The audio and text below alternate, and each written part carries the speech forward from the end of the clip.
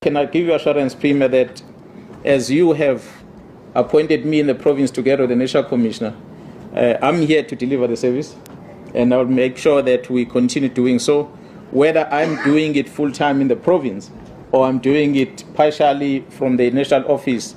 The tasking the National Commissioner is giving me is that of making sure that we assist in coordinating the fight against organized crime in the country.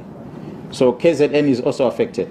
So if you see me wearing that hat, it does not necessarily mean that I'm neglecting the province. I might be wearing that hat, but focusing on organized crime is affecting you in the province, Premier. So you're still going to benefit from the work of men and women in blue. And I think we need to always appreciate the fact that it remains a South African police service.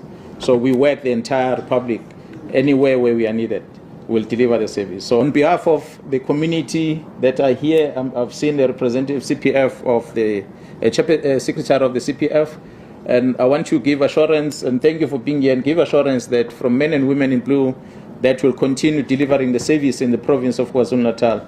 With the assistance that we're going to get from this lab, we will make sure that we don't leave any case, we don't close any case without finalizing it. So we'll make sure that we deliver the service that is expected from the South African Police Service and the entire law enforcement in the province.